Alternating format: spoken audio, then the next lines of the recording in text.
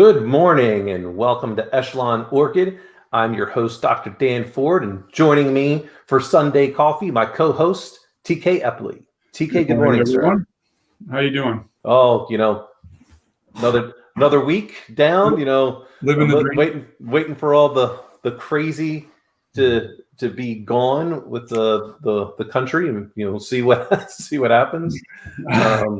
It was great getting into this Constitution series. I think we're on part 6, looking to cover the 7th and 8th Amendment today. And this is just some of the interesting things, of course, that have been, in the news with the all of the different lawsuits. I mean, I thought the Texas lawsuit was interesting. I think they were, on to something, but, I was not really expecting the Supreme Court to really weigh in.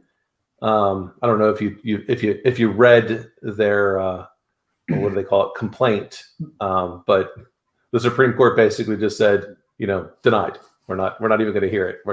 No. Right. I think at this point it's fine. I hate to say it, but I've gotten to the point where I don't care what channel it is, I'm having a hard time watching the news anymore. Even down to the local news, I want to see dogs and cats get rescued, and I want to know the weather. All right, the rest of it, you're going to make my head hurt and make me feel bad to be an American sometimes, and that's on all sides of the equation, right? This isn't a political thing, other than it's sad to watch kind of what we're doing to ourselves these days. And it is, and it's a further divide in what people are like, oh, we're coming to a civil war. And I'm like, I said, well, I think we might be, but it's not going to be the government versus the people. It's going to be the people out, fighting and shooting from one side to the other. And then the government's just kind of sitting back looking like a referee. Yeah. And I've said this for a long time, when the 80% in the middle finally have enough, that's the dangerous part, right? And I think one of the byproducts of us trying to deal with the pandemic is I don't think, and I think the majority of Americans don't think, there's been enough transparency in what goes on, right? There's, like, when you hear the science is settled, science is never settled. That's how great advancements have happened, right? We think we know what we know, and then smart people find new things and we grow and everything like that. And when dissent is disallowed, right? When the American Society for Pediatrics, or whatever that organization is, those doctors come out and say, hey, and even the CDC came out last week and said, hey, in most cases, face masks aren't indicated. Well, if you go on social media, they have a little caveat at the bottom that somebody disagrees with this, and they're trying to dismiss that, right? And it's even questioning the vaccine. Right. And I'm not an anti-vaxxer by any stretch of the imagination, but hey, this is a big deal. Right. And what level of scrutiny and how quickly we're running this, how's that been put out? Right. And I think those are legitimate questions. I'm not saying that people shouldn't get vaccines, or they should. I'm just saying that a lot of people feel like they're not being properly informed. Right. And I think that more than anything is the job of the government, right? To say, hey, the way that you quell panic or quell people from doing crazy, like, brother against brother type stuff, right? Where you talk about civil war or civil unrest is you have to be transparent in what you do. And I think the one thing with the pandemic that we've lacked is transparency, right? And it's almost, if you don't agree with it, they're going to shame you into wearing your mask, right? And like I said, I fly periodically and stuff like that. And it's put your mask on, right? Because that's a rule that in a confined space, okay, I get it, right? But to say that if you're not part of a at-risk population, right? I'll give you an example. In Virginia, the governor has the right to quarantine people. He has the right to quarantine sick people to keep them away from healthy people. He doesn't have the right to quarantine the whole population. He doesn't have the right to mandate things for the whole population. Right. Well, just to clarify, just for those who know, the quarantine aspect is when you suspect that you have been exposed, and then it goes into isolation because you now have it. Right. And that's really the key. We're allowed, those two distinctions. But if there's no indication that you are exposed or have any type of symptom, You're supposed to be able to freely move about this country Right. without fear of government, interference in your life. Right. Well, my question, what is the purpose of vaccines? The purpose of vaccinations are to introduce things into your body that help your body produce antibodies, right? To get your system working to produce antibodies. So we have an antibody test for COVID, for example. If I go take the antibody test and I have active antibodies, why do I have to get the vaccine? Right? If I've already had it and now if I inadvertently had it and didn't know I had it, right? Because that would be the only way that you would go and go, oh, wow, I've got the antibodies, right? But when you hear governors of different states pushing everybody's got to get vaccinated. Well, if you're going to say that, well, how are you going to mandate that? Well, you can't get on an airplane and fly unless you've done it. You can't do this. You can't, and the thing, but like right now, when I go to a restaurant, I don't typically go to chain restaurants. I go to places I know the owners and things like that. I wear a mask in there, not because I'm generally fearful I'm going to get COVID, but because in the case of Virginia, it's not a legal writ from the governor. It's a request. And how they enforce it is, number one, snitches, right? People calling in, and it's snitches. If you don't want your name associated with it, you're a snitch. And at me all you want, because snitches get stitches. And all you're doing is screwing over the restaurant or that public place, because now the health police show up and they're like, when they want to try to put them out of business. Right. Because people don't understand that the businesses, we all, as a business, you have a permit, and a permit is a may issue, not a shall issue. Exactly. And so I can say, I'm just going to, revoke your liquor license. I know. If I want to walk into a restaurant and voice my displeasure with wearing a mask by not wearing it because I'm a tough guy, right? I'm not screwing over. I'm not making some grand statement that the government can't do this to me. All I'm doing is potentially putting their licensing in peril, right? And that's the thing, and it's why people comply, right? But when at some point, people are going to say enough's enough, right? And that's the thing that's always given me trepidation about this, is that when the general public, the people that show up every day, there's hardworking Americans that some of them vote, some of them don't, but they all just trying to make a living, and they keep their head below the radar, right? Which is most Americans. Yeah. Most Americans are just trying to go along to get. Most people on the planet in any country are just trying to go along to get along, right? They want to take care of their family. They want to have food on the table. They want to have shelter over their head, right? And anything else they get on top of that is good. When those people have enough, then we're in trouble. Right. And getting back into the vaccine thing, because I'm not an anti-vaccine person either. And this is what I just go back, and people can say whatever they want about Dr. Fauci. I don't believe that he has done anything truly, wrong. As new information came in, he's allowed to change his professional opinion based on new data. Right. And he said in the beginning, this is the part that I still kind of stick to. He said he did not believe that we would be able to have a proper vaccine for about 2 years. And that sounds about right to me. And it's not, and I'm not really so, I am concerned. I don't like the way in which the government and the media is going about the current vaccine. They should be very open, like, look, we have it and we need more people to test, and we will pay you for this. Because that's what we're doing. This is we're now treating the vaccine like we treat Microsoft and Cisco code bases, where it's going to be beta, and guess who's going to be the beta testers? The people who have to use it. I don't want to be a beta tester for a vaccine. Right. And when that vaccine to me follows the same path as many other vaccines, and I know technology speeds up, but the one thing that doesn't is time. Right. There's still a time period which is why I think the 2 years was there. We may get something in trials, but we got to see, how does that affect you 2 years after you've had the vaccine? What did that do to you? Well, I'll tell you, what I'm worried about.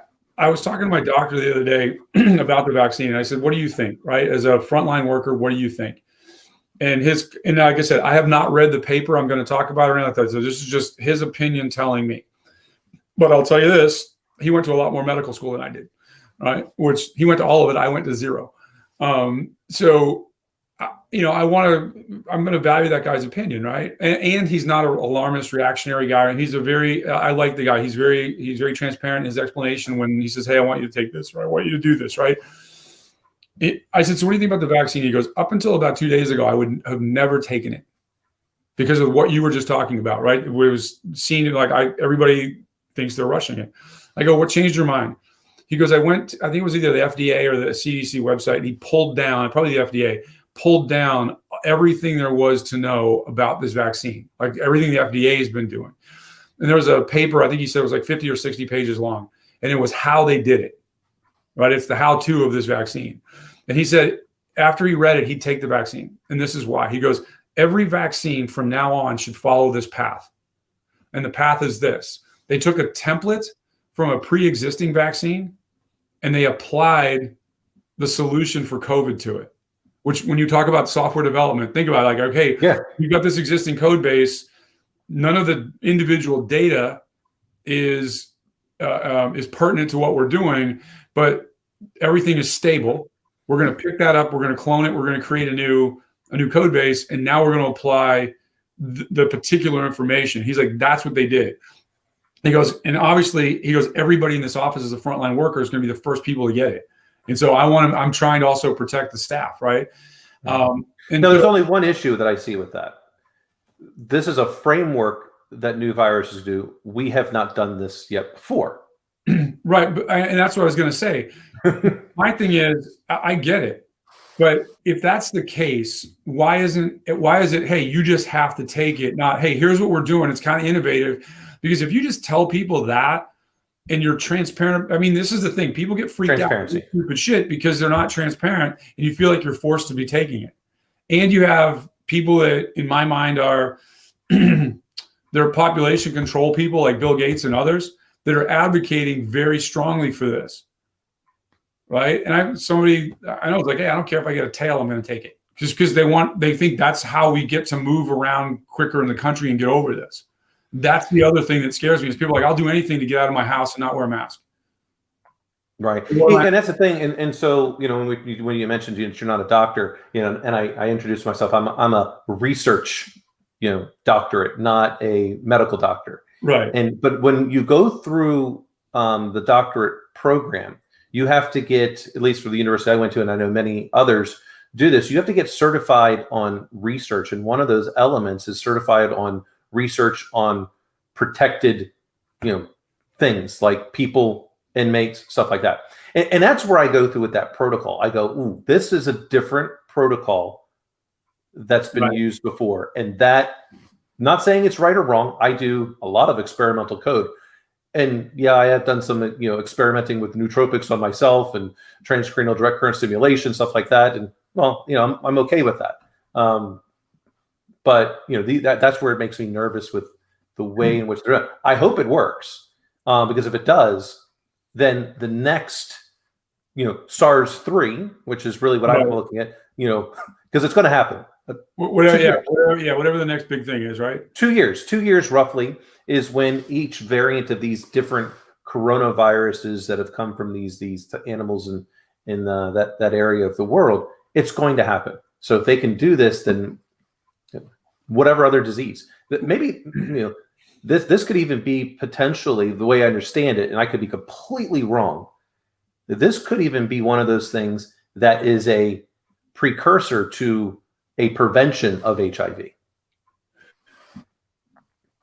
instead of instead of the cocktail that we, so to speak, have to take. So actually, it's the whole HIV thing is interesting because now they've made it chronic. Right, current meds, it stops the advancement in the patient and it makes them non-communicable. Right, that concept of getting that type of thing done, and it's when the sun comes up, when the sun is high, when the sun goes down. Right, as opposed to the Magic Johnson thing where you had to have a stopwatch and a shitload of money. Right, but I think the other thing we haven't done enough is a complete lack of promotion. And even Dr. Fauci said it earlier on. He's like, hey, I'm taking vitamin D, I'm taking zinc and stuff like that. I saw a doctor it was on one of the news shows. I don't know, it's random channel of news.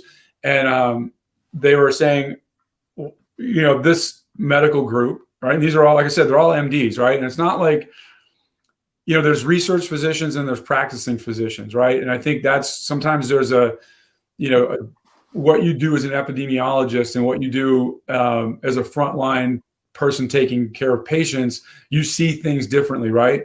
Because everybody is faceless when you're an epidemiologist. They're not when you're taking things. And they're like, hey, if your vitamin D is low, if your zinc's low, and some people say selenium, but C, D, and zinc, and you're up there, and you're in relatively good health and everything like that. That's the other thing is we've got this thing in America where, and we, under the guise of what we call fat shaming, right?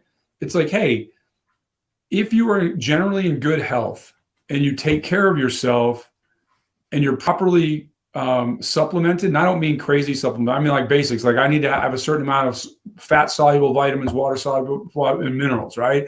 If I have those in my body, I'm in generally good health and I'm in shape, I am much more resistant to any of this stuff. I mean, good or bad, the flu, everything, right?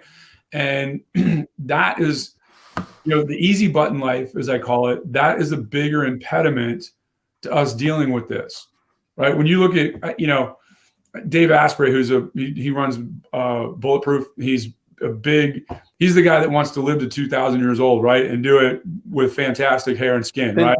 Then all he has to do is just take some samples of your DNA because you're getting close. According to TK clones going out there. According to Dr. Ford.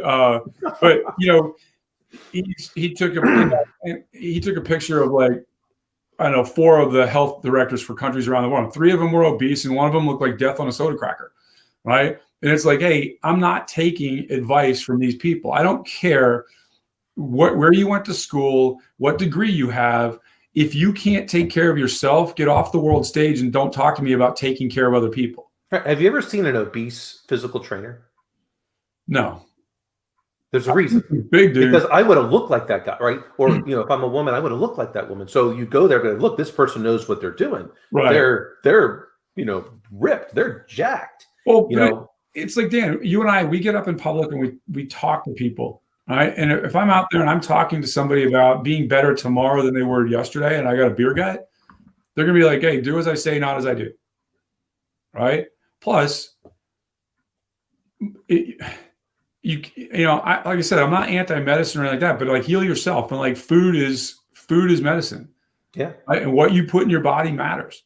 Right. There's an aspect of what do you want to augment with science. Right. No doubt. Versus I have to have my strong base first, right? And that strong base is taking care of yourself, getting the proper exercise, eating the right foods, and then go, okay, now how can I augment that? Because I might not be able to augment with food, but I can augment with science. That's considered at least, and again, I think you said it earlier, it's not settled, but it is a high probability that it's proven that you are not going to have X side effects.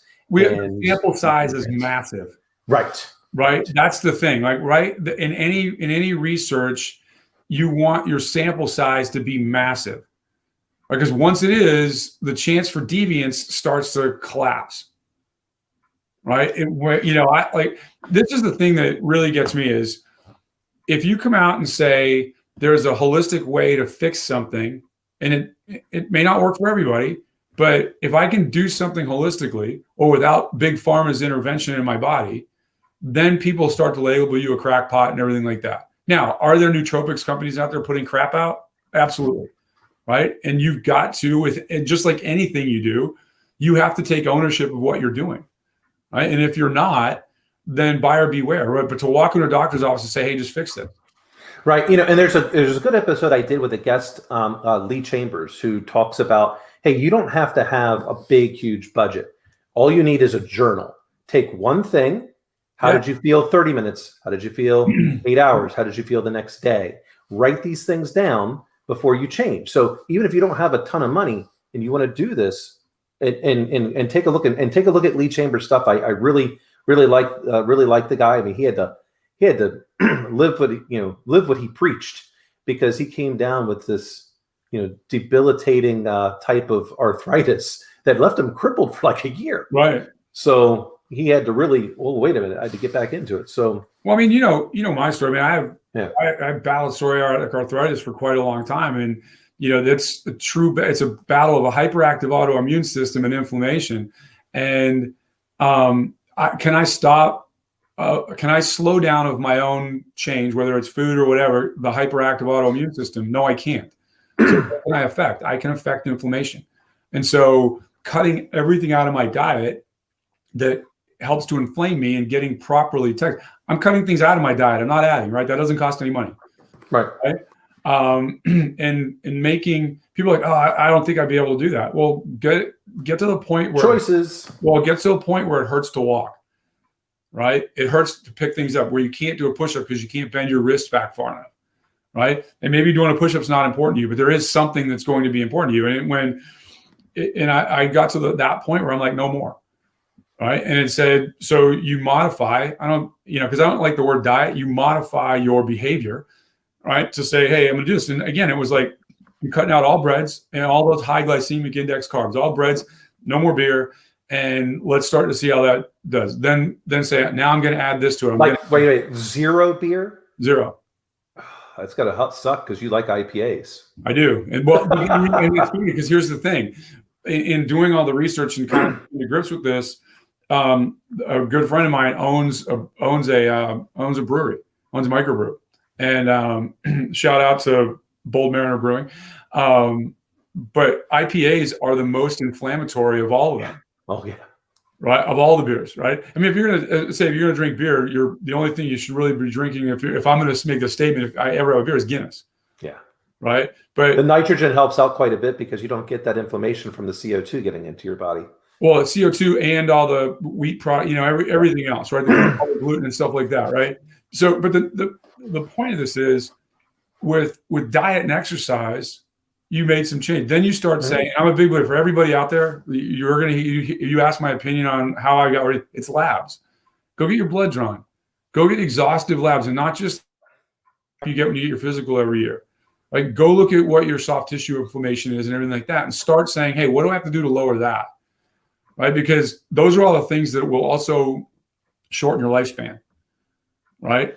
We can keep people alive forever, right? But when you talk about, and this is where, when we talk about healthcare and how much it costs in the US and all of that, most of it is directed around the last few years of a person's life and how much money we spend on that, right? And how much you could save if you had just started, even if you're 50 right now, you likely are going to be able to live another 30 years. Okay.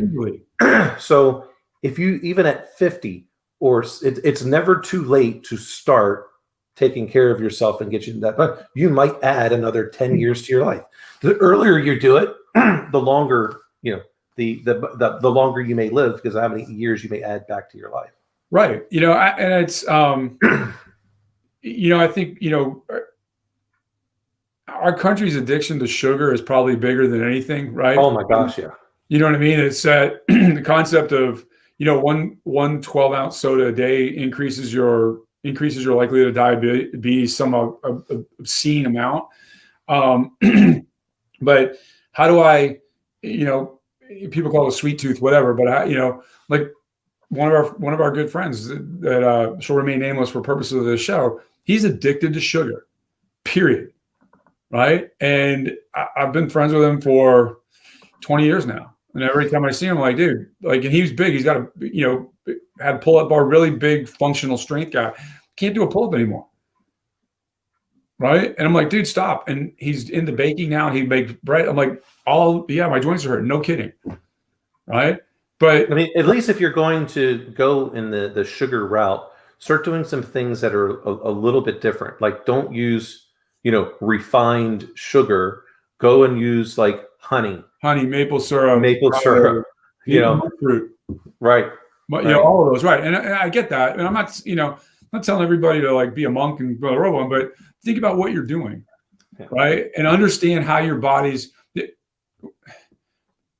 for liability purposes, in a lot of ways, your GPs are certainly maybe not required, but they're highly incentivized to push the food pyramid, right? Or the plate model, all of which talk about grains, thing. Well, we got a lot of wheat here. So the thing, and I'm just not a big believer, and this is for me personally, that's the right way to go.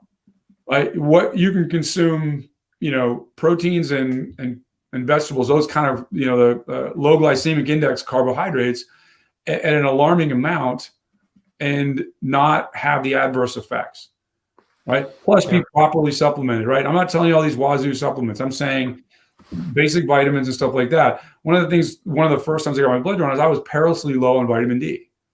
So I'm not a milk guy or anything like that.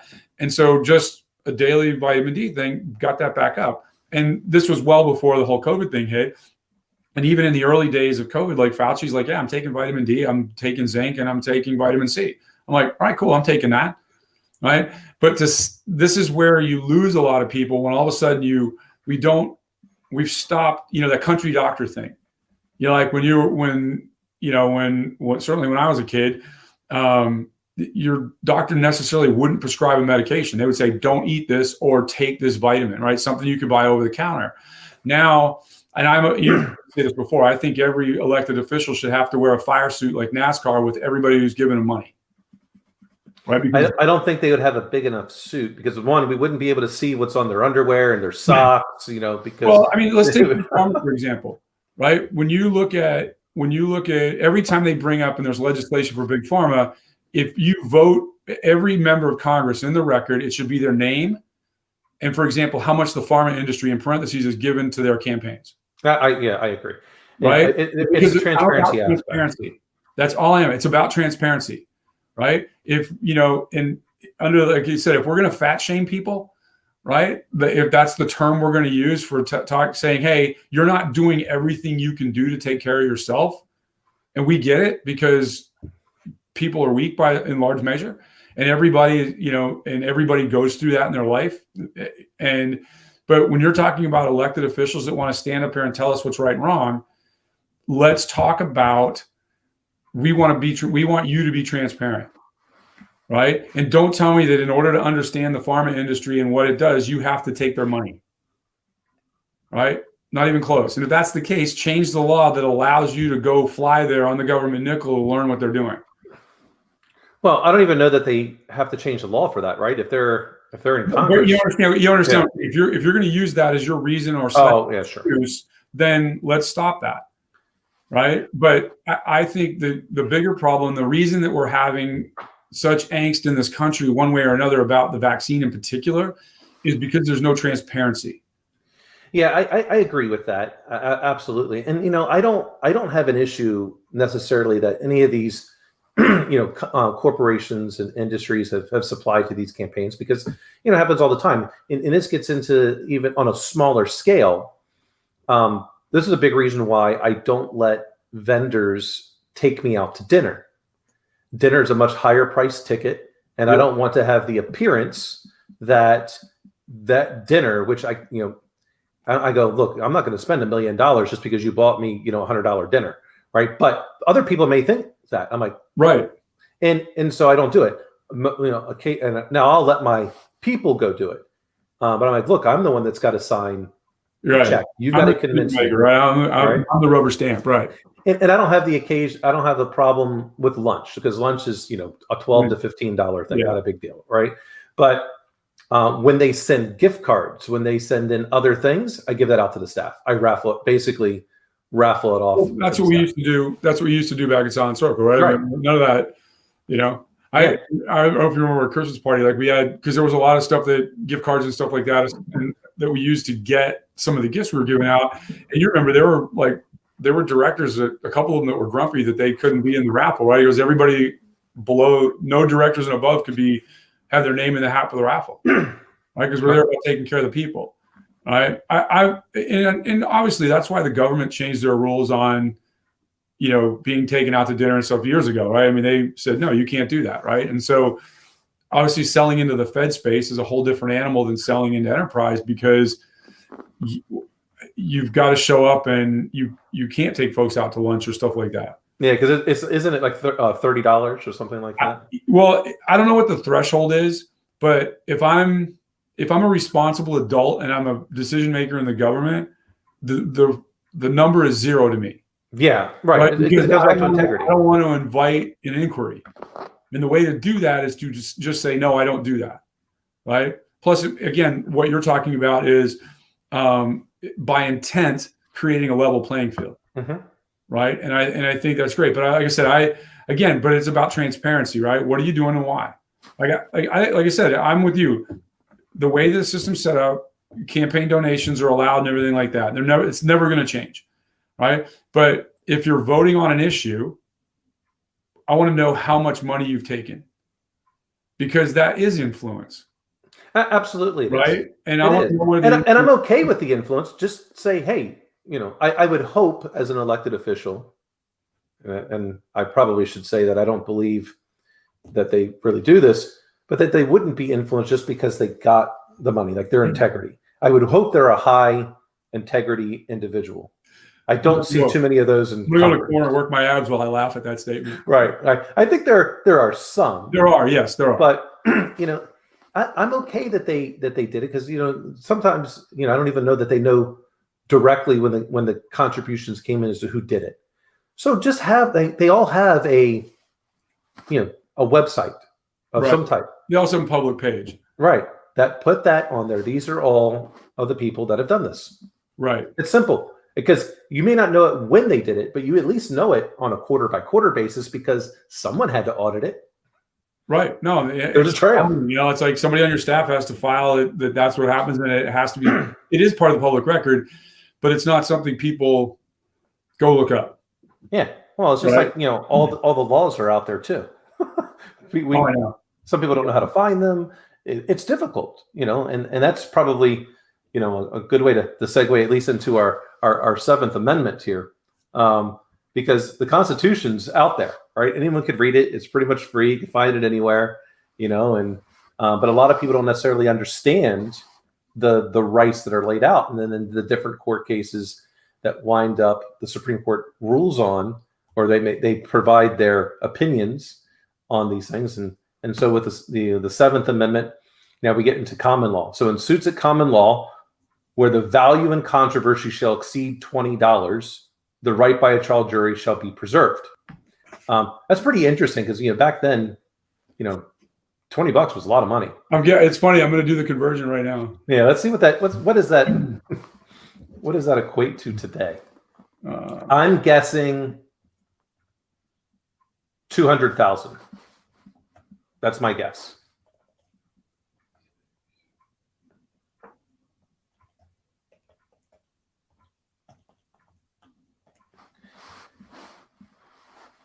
And while that's while TK is looking that up, this is one of the interesting things that I've actually uncovered.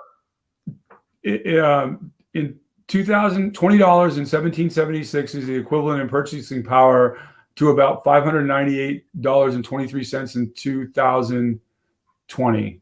Really? Yeah. Well, I was way off. Well, the 1776 adjusted inflation rate, and I like that somebody's actually done this. This is my kind of thing. The 1776 adjusted inflation rate was 12.99%, but in 17 it was a negative inflation rate of minus 4.9 in 1775, and it makes sense because it went up precipitously after the Revolutionary War for a while and came back down. And the average inflation rate since 1776 to today has been 1.45% a year, which is pretty cool. All right. So now if we say that's probably for today, if it's more than $600, yep. How many people are going to go to court over $500? Very few. Cost me more. It'll cost me more to go to court for the $500 than to my $500. No, for some people it may be worth it. See, that's been worth the whole podcast. Now I get to see the adjusted inflation rate. Yeah, but that was interesting because I was thinking it was going to be some astronomical money, right? Number, right? Yeah, I thought it was going to be more than that. I don't know. I would have said probably $10,000 or something like that. You know what I mean? Yeah, and I wonder if there's any SCOTUS decisions or even at the Pellet that said, hey, we're going to adjust this based on inflation. I would say, I would hope not. And this is why, because wrong is wrong, right? Right. And wrong shouldn't have a dollar value attached to it. If you feel that you were aggrieved, there should be a mechanism to go get relief. And so and do we want the court systems adjusting shit for inflation? Well, I was more thinking about in terms of whether or not the suit should be there in terms of like worth it. Now, if a person wants to pay for it, like, hey, look, you're coming out here for $600. You know, it's going to cost us $2,000 to do this trial, right? You know, right. So, you know, if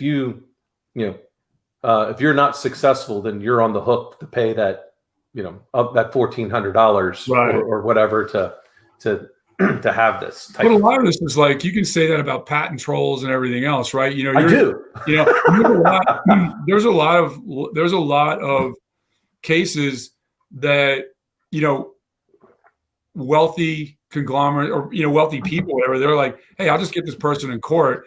And there was years ago, there was a guy that was wanting to do business with me and my old business partner.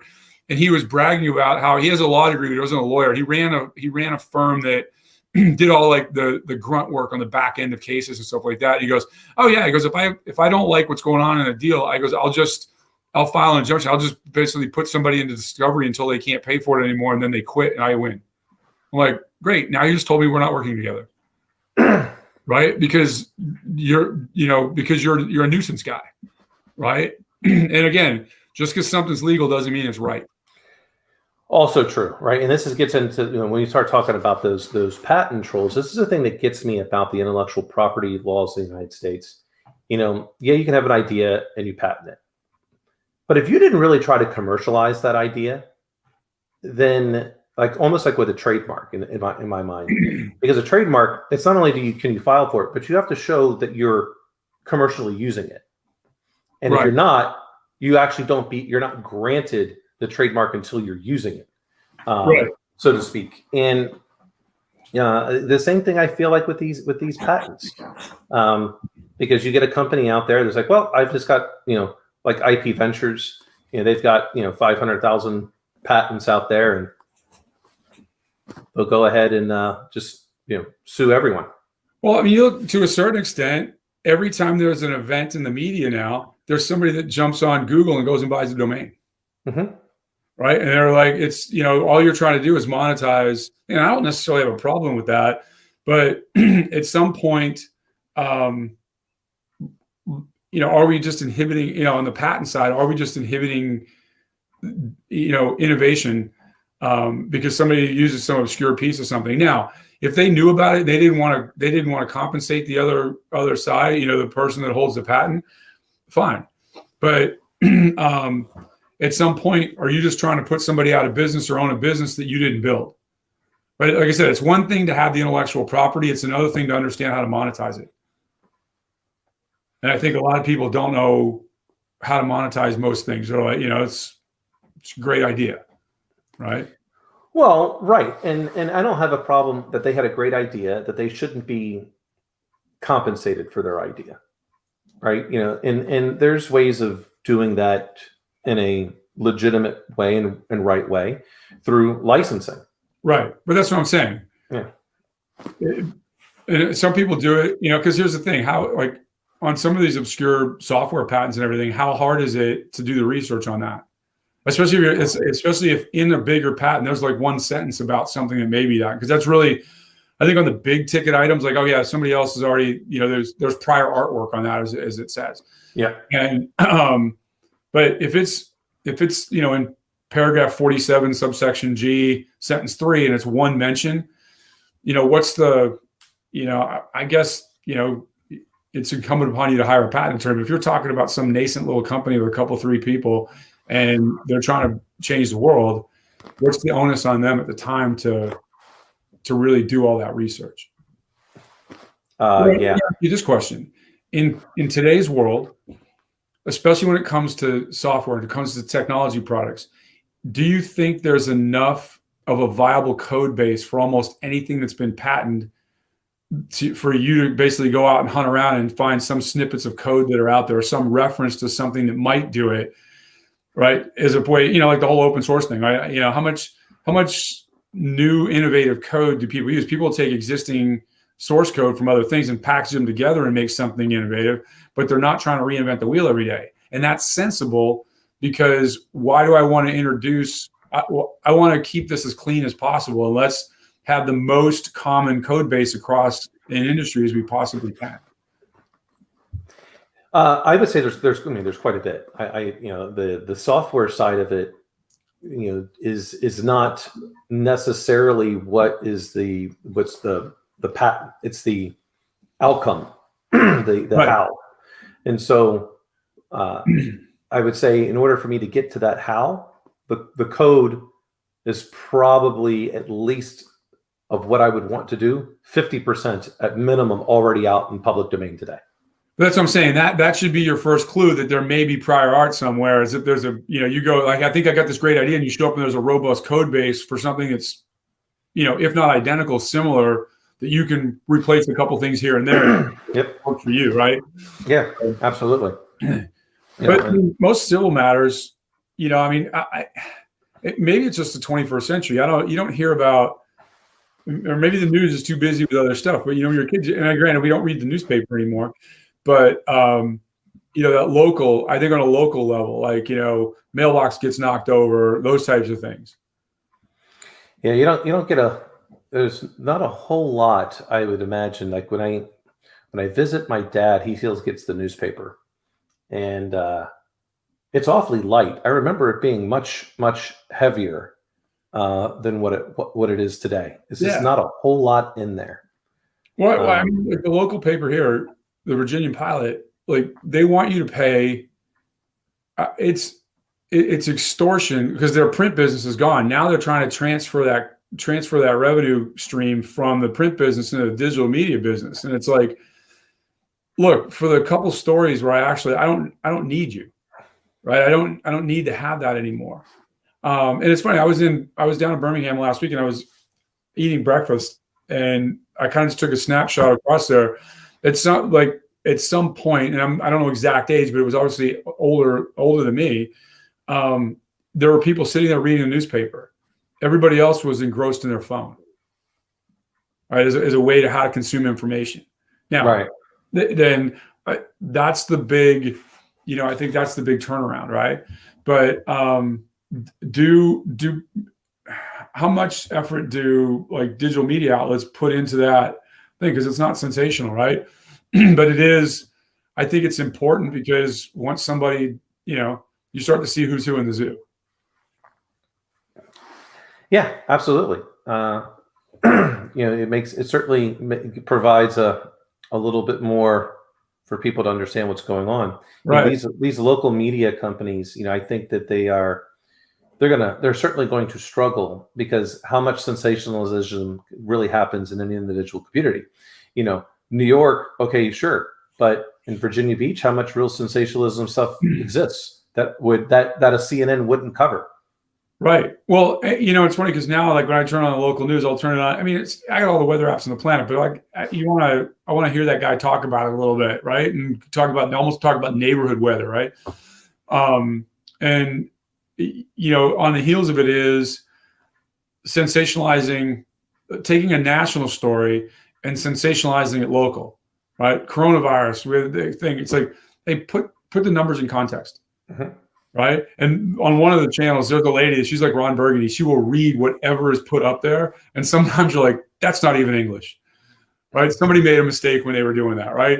And it becomes humorous. So it's the point where it's like, hey, people get what they want and they flip the channel off. That in part, I think, is a reaction to how we deal with our devices. Right. I've got the information I need. I don't need any amplifying information. And is that the dumbing down of America or not? I don't know.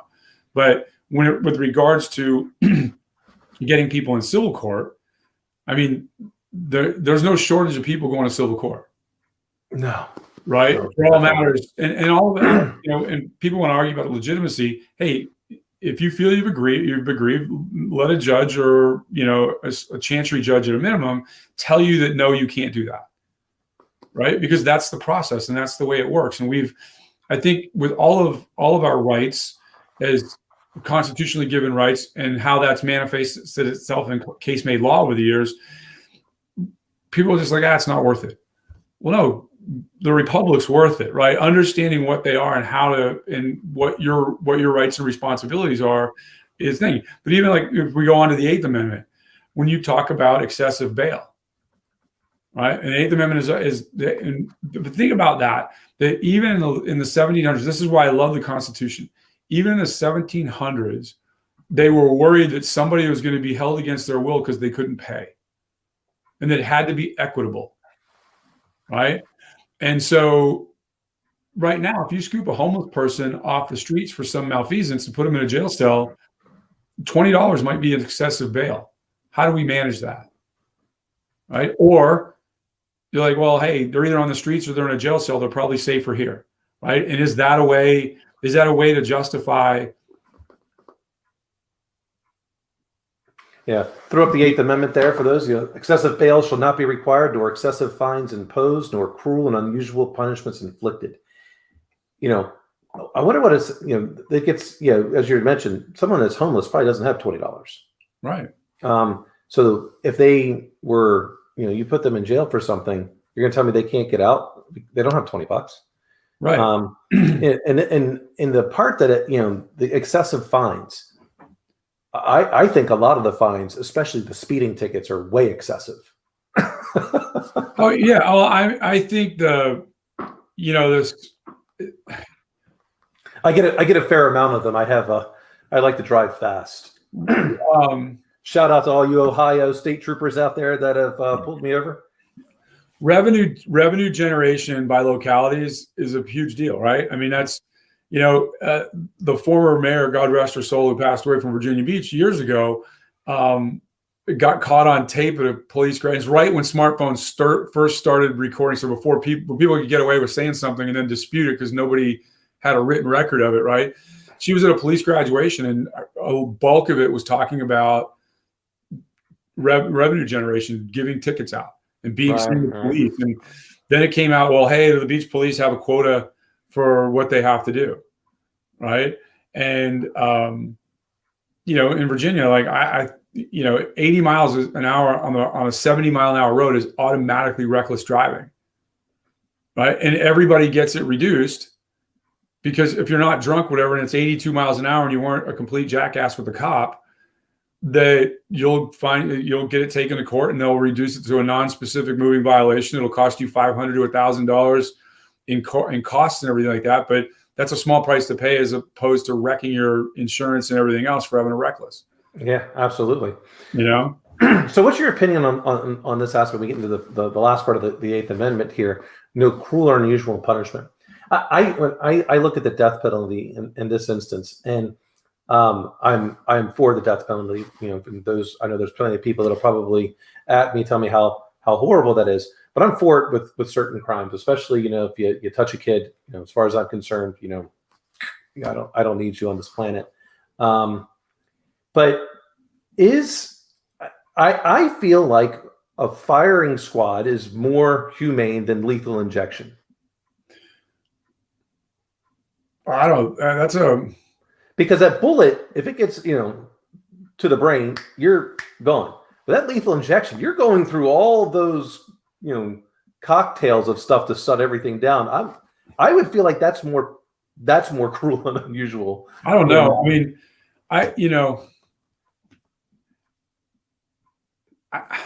I sometimes look at it from the executioner standpoint. Yeah, well, it's true. And right. Isn't it when they did the firing squad? You had a series of people, so no one knew who. Right, and some guns had blanks in them and stuff like that. But here's what I'll tell you: if somebody shot a gun more than once, you're gonna know. You're gonna know whether you got a live round or a blank in there. Right. Period. Right. And I don't care who you are, and I don't care what. But we could set up a robot to do it now. Stop. This is where you start to hurt my being. A robot to do it. Right? Here's the thing. I believe that in the last 30 years, with a lot of laws, especially revolving around drug possession and low-level crime, we've created a permanent class of people that are on a revolving door in and out of the penal system for not really good reasons. Okay. And we've also made the prison industry a for-profit model. Which I'm 100% against being for-profit in the prison industry. Right. I think Well, that's... And then we end up with a huge incarceration population, right? I think that, and I think it was like Bloomberg was, or he was mayor, I might have before, but this whole mandatory minimum thing and not giving the judicial system flexibility, right? If you have the legislative branch is not there, in my opinion, to restrict the judicial branch. The judicial branch is there for oversight. And to say that I think it's cruel and unusual for an individual to have no latitude with sentencing.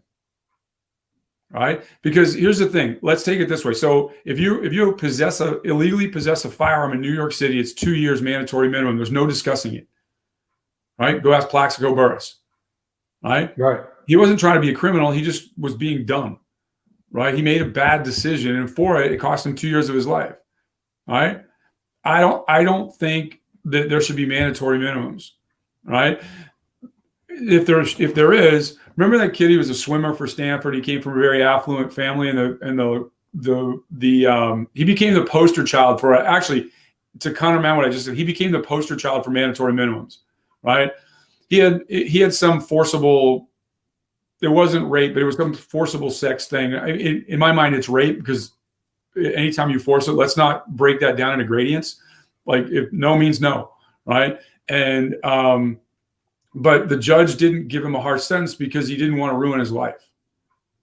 Well, what if that was a person of color? What if that was a person that didn't come from an affluent family? What if it was, to use white trash? Right. Like where do we draw that line? That allows people to say we're going to do mandatory minimums. But that exception leads to a rule that disproportionately affects poor people, right? People of color and stuff like that. And that's the problem. But you should hold that judge accountable. That's a judicial oversight thing to say, wait a second, for this crime, right? Here is the traditional sentencing. And so making the bar and making judicial review accountable to sentencing guidelines, normal sentencing guidelines, and making them explain anomalies is where we need to be. But mandatory sentencing for crack instead of cocaine, who are you trying to affect? Right? You're not trying to stop, what I call those Main Street and Wall Street crimes. You're not trying to stop the Wall Street crimes. You're trying to stop the Main Street crimes, but you're doing it in a way that I believe is cruel and unusual because you're usurping your right to a speedy trial by a jury of your peers. Right? Because once you have a mandatory minimum, once they say you're guilty, the next phase is sentencing, right? And there's gradients. Like if somebody's accused of murder one, the jury can come back and say, we don't think it was premeditated, it's murder two, or it's manslaughter, right? And so that even a jury-driven decision can drop it from the most heinous of crimes down to something that's less heinous. Doesn't mean the person's not going to go to jail, but it means the person's not going to end up on death row. Right. Right. And I think that to me is more of a danger than anything else in saying that, hey, tough luck. You had a gun. You had this. You had that. You're going to jail. You're in the system now for 2 years, right? And here's the thing: somebody makes one mistake in their life. You put somebody in a pen for 2 years. What are they like when they come out for the rest of their life, right? And I said I'm not excusing people of wrongdoing or anything like that. I'm not saying that you shouldn't have to pay for your crimes, but think about what you're doing, who it is. And in the case of that Stanford swimmer, I think it was Stanford. If it's not, I don't want to offend the Stanford people, but I think it was Stanford.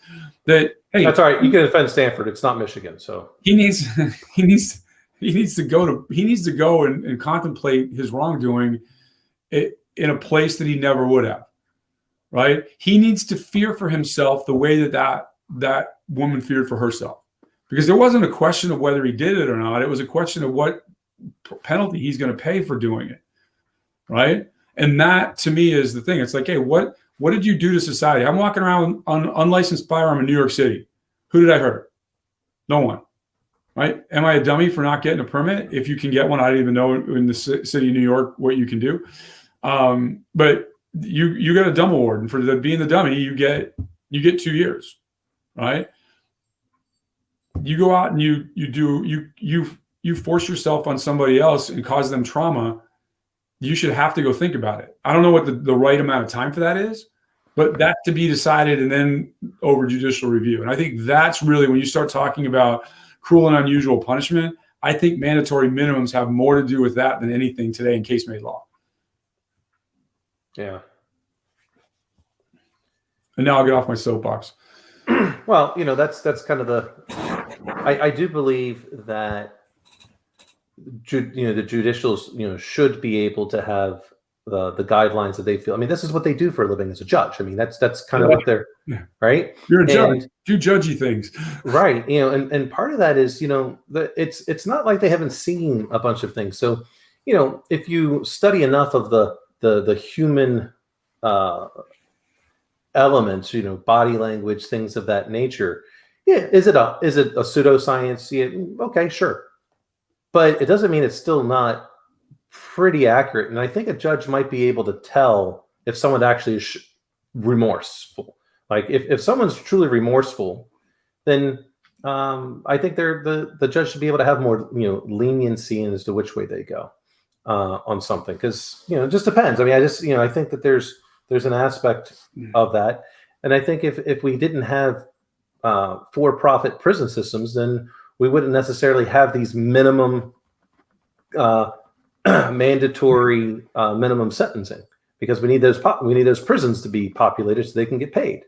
Oh yeah, I mean, like I said, we have you talk about, I don't even know what the numbers are, but I know it's a lot. It's criminal in its own right, the amount of incarcerated humans we have, right? And when you start saying that we're going to let people out because of coronavirus, well, if that's the excuse to let them out, why were they ever in there in the first place? Well, right. I mean, what we want to talk about prison overcrowding. Well, what are people in there for? Absolutely. And this is where I think, because even though I'm not a fan of marijuana, it's going to be decriminalized at some point nationally. Yeah, it's going to happen. Why are these people in jail for it? Like, are they, as soon as they legalize it, are they going to let all of them out of jail? I mean, I hope so, but I doubt that happens. Well, I think with marijuana, and I hate to say it this way because I'm just to that point in a day. Whereas, do I think it's any worse than alcohol? No. Do I think it's a gateway drug to other drugs? No. It's a gateway drug to sleeping and carpentry and other other things like that, right? But I just think the government, unlike alcohol, hadn't figured out a way to monetize it yet, and now they have. They never wanted to. Right, but that's what I'm saying. But now they have to, because we have such a deficit from coronavirus. I don't know if we have to. They're like, I don't know if we have to because of that reason. I think they're saying, okay, socially, this is where we're going, and especially because the CBD industry was taking off, and a lot of people can't separate CBD from marijuana. They're like, well, wait a second, if all these CBD products are healthful for me, why isn't weed? Right? And it's whatever it is, whether it's gummy edibles or whatever. Why isn't it? Right. And then when you and I think it's, again, we're going to get to the 10th Amendment of states' rights, that when you look at whether it's California, Colorado, or any of the states that were the early adopters of medical marijuana and legalizing it and having a control mechanism for it, I think in anything like this where people are going to do that, you've now created a system of control. So you get better quality, and I think you do take less chance for adverse behavior. Because I remember back in the 80s, there was people were lacing it with all sorts of other drugs and everything like that, right? And but you're right. It's like, and I hate to do it because you talk about moral equivalencies, right? And I'm not big on making moral equivalencies, but is weed heroin, right? I mean, what's, as opposed to alcohol, what's the addiction rate?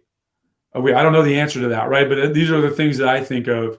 Whereas you look at meth. Meth is a 97% addiction rate the first time you do it, right? I mean, you're not like it's a 3% recovery rate, right? Which is insane.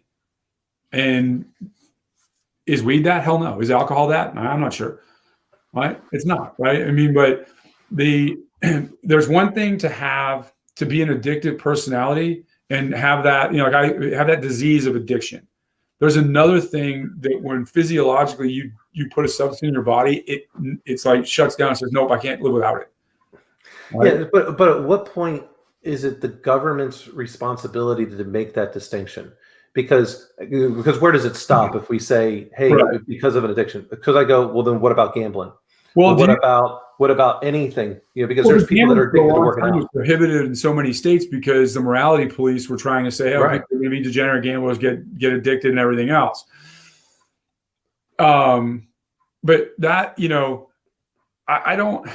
It's no shock to most people that I'm a libertarian, so I want very little government oversight. No, I'm just saying. I think when you say, at what point does it become a government problem? Is what people are doing. If an individual does something, right? The core tenet of libertarianism, which I like, is like, hey, I'm going to do what I'm going to. My rights stop at the infringement of yours, right? So I have the right to free speech. I don't have the right to tell everybody to evacuate, to yell fire at a movie theater because now I'm infringing on your right to be safe. Right. But I have the right to disagree with you, and you have the responsibility to listen to that disagreement. Right. Sure. So now when you start talking about anything we consume, right? Why are there stiff penalties on drinking and driving? Because I have the right to, I have a privilege to drive, right? But I have the right to consume pretty much whatever I want, right? If you're under a libertarian model, I have the right to put into my body whatever I want in a libertarian model. What I don't have the right to do is endanger you after I've done it. Correct. Right. Absolutely agree. And so you think, when you start talking about control of substances and things we consume, where does it say that I can consume that in a fashion that allows me to keep the mental clarity not to infringe on other people's rights? Right? Whether that's, hey, if I do heroin, what am I doing? If I do crystal meth, what am I doing? I don't having not done either of those, I don't know what that's all about, right? But I'm saying when you look at anything, then we'll talk about consumption, right? I put anything in my body that is altering in any way. When do I start infringing on somebody's rights? And at that point, that's when we have to say, okay, we've got to control it, a la drunk driving laws. Right. Absolutely. Because there's an aspect of you have the right to do these things. Right. But you also have the responsibility to be accountable for what you do during those things. And that's the part where I think the legislature can come in. Hey, right. Like Ron White abused your right. It's like Ron White said, the comedian Ron White said about when he got arrested. He goes, I had the right to remain silent. I did not have, however, the ability.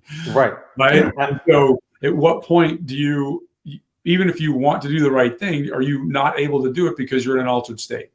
Right. Right. And I said, I think, again, it's like, I don't want to be conspiracy theory guy, but I think especially with marijuana that it's known to have, for example, it's known to have positive effects on Parkinson's. Right. But everybody fights tooth and nail to use it for anything like that. Why? Right. PTSD. Right. I don't know what it is, but I know for a long time that if you went to the VA hospital and you pop positive for weed, you'd lose all your benefit. Right. Well, guys weren't wanting to become opiate addicts, right? And that's a lot of it. What you were getting when you went there to deal with it, right? And where's the middle ground, right? I think is we start talking. I think the first step towards it was saying it was medical marijuana, right? Because once you put medical in front of it, now how is it going to be monetized? Whether it's big pharma, the government's going to get their tax cut or whatever, right? And whether we like to believe it or not, that drives a lot of behavior, right? That, hey, wait a second, humans are consuming something. How am I going to get my tax money on it? Right. And I think largely in many ways, from the marijuana industry, you had other organizations that had an interest to keep it away from the public, such as cigarettes. Yeah. They did not want that out there being used Well, because it was a competition. Well, look in the 50s when it first, marijuana first started to gain, a little bit of popularity, where they had movies like Reefer Madness and all these black and white films of the 60s, like, otherwise happy housewife smoking some weed at lunch and like doing horrible things, in the afternoon before her husband came home from work. Right. Right. And again, it's driving people's opinion into saying something's thing. How do you apply that to sex workers? Hey, Amsterdam figured it out. And, it was legalize it, tax it, and require, have requirements for public safety and health. Or do we continue to have the, a Puritan view of what that is and why? Amsterdam figured it out. I mean, it was so powerful there that they basically told the EU, nope, if you don't want us in, fine, but we're not getting rid of this. But again, like legitimize, if something's, is that something to be legitimized? Right. And when I say legitimized, I mean, where people are, it's a business where you go get an LLC, like I'm an independent contractor. I'm doing this as taxable income now. And is that appropriate? Right. I'm not trying to sway people one way or the other, but I'm saying that's, if we've, alcohol's always been there because it was there before the nation was there. Everything else has kind of come after that. Mm-hmm. And we've, in due time, with cultural changes and things like that, we found a place. Like we found a place to legalize gambling. We found a place to legalize marijuana. Right? What's out there right now that we don't know exists that we're going to find a place for 20, 30 years from now? And legally, how are we going to handle that? As I say every week, my line is, hey, if it's constitutionally protected, then let's go out and it can be legal, but let's use the protection. Let's use the Constitution as a guide for how we're going to mandate safety, security, all those things, and raising taxes. Which we could continue to do this Constitution thing all the way out till 27 amendments, right? And then we get into the 14th Amendment, get into taxation and things like that, right?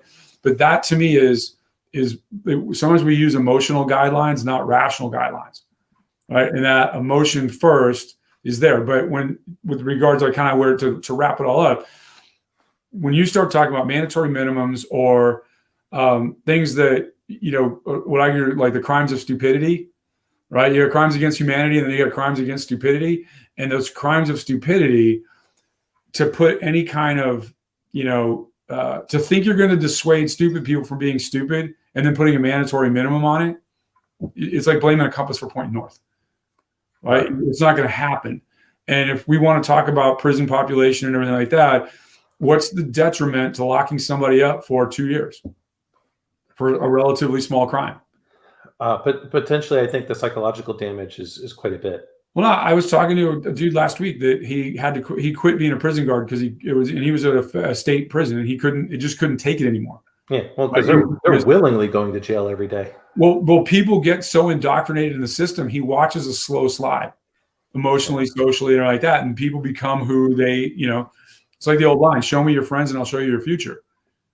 Well, basically, lock somebody up for 2 years, and if you're around felons all the time, guess what you want to be for the rest of your life? All right, and it takes a very strong personality, strong sense of will to buck that trend. Because when you show up in prison, people tell you you're useless, you're thrown away, you've been put in the bin, so to speak. And from a psychological perspective, go tell your kids they suck every day of the week and see how they turn out. Right? I'm not telling you to walk in and hug them and give them a trophy every day and tell them they're great. But if you, in a cold-hearted, abject way, every day let your kids know that they're not worth very much, guess what's going to happen when they grow up? Right? 1 out of a million is going to stick their middle finger to society and go, nope, that's not me. Right. The math, the science, whatever it is, says, hey, if you're constantly treated that way every day of the week, by the time you're an adult, you're stuck for life because that's you feel that's your worth. right? And if you get somebody involved in the penal system young for something that's relatively low level, you're going to change them for the rest of their life, and not in a good way, not in the way we want to see as a productive society. Absolutely true. And I think that's probably a good point for today. Yes, sir. We want a productive society, and there's a lot of things that need to change in order for this to be productive, regardless if you're a Republican or a Democrat. I always did. Leave it on a high note. Yes. All right, my friends. Thank you all for tuning in. Have a great week. TK, take care. Have a great week, and see you all next week for Sunday Coffee with TK. Goodbye, everyone.